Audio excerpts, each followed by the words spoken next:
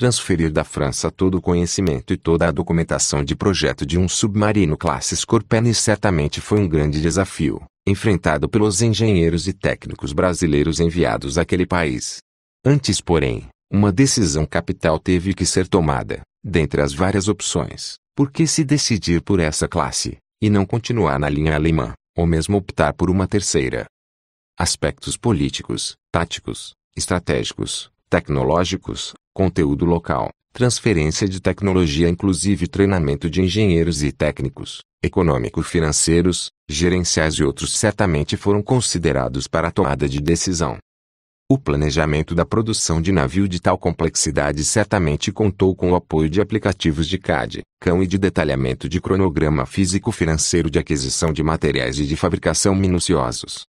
A fabricação pela Nuclep do casco resistente, executando dezenas de passes de solda utilizando processo, soldadores e materiais de adição certificados foi outro desafio, já que como processo especial a garantia da sua qualidade é de difícil avaliação após a execução. Ensaios não destrutivos como líquidos penetrantes, ultrassom, partículas magnéticas, gammagrafia e outros foram executados em corpos de prova. Mais uma vez somente pessoal formalmente certificado, depois de avaliada sua capacitação com provas teóricas e práticas, pôde ser utilizado para executá-los. O controle dimensional para garantir a perfeita circularidade das cavernas requereu sem dúvida atenção aos aspectos metrológicos, de forma a assegurar a acurácia das medições. O uso de instrumentos devidamente calibrados dentro de um dado prazo de validade, com rastreabilidade a padrões certificados, é obrigatório.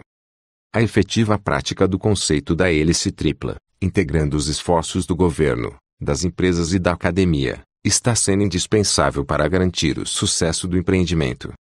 A cerimônia de início da montagem do submarino Riachuelo no Itaguaí Construções Navais foi sem dúvida um marco da maior relevância para a Marinha. Não são muitos os países que detêm competência e experiência para executar projeto de tamanha complexidade. Trata-se sem dúvida de passo importante no contexto do PROSUB, antes de enfrentarmos as etapas seguintes muito mais complexas, do submarino a propulsão nuclear Álvaro Alberto. Nesse nível então serão 7 os países com tal capacidade, EUA, Rússia, Reino Unido, França, China, Índia e agora Brasil. As dificuldades de tal empreitada são evidenciadas pelos problemas enfrentados pela Marinha Indiana em seu projeto.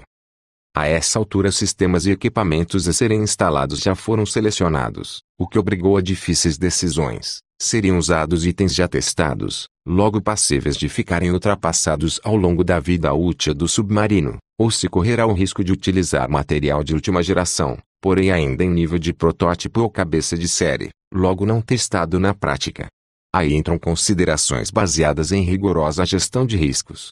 O uso do sistema de direção de tiro torpédico TIOS e do sonar passivo nos submarinos classe Humaitá são exemplos das dificuldades do uso de sistemas não testados na prática por estarem ainda em desenvolvimento. A questão do conteúdo nacional, seja diretamente por empresas brasileiras, seja por meio de apoio para a transferência de tecnologia por parte de empresas estrangeiras, foi e está sendo considerada importante para proporcionar o desenvolvimento da indústria local. A inclusão de cláusulas compensatórias de offset nos contratos deve sempre ser considerada.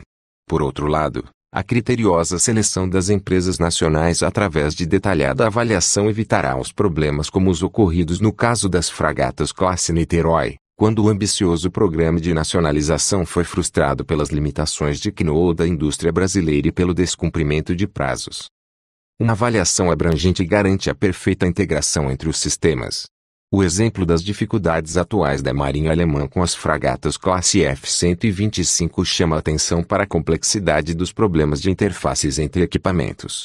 Não bastasse isso, a questão da estabilidade do navio também está em discussão, o que aliás foi objeto de dúvidas levantadas por especialistas também no caso dos contratorpedeiros classes Umlaut da Marinha dos EUA. Transferido.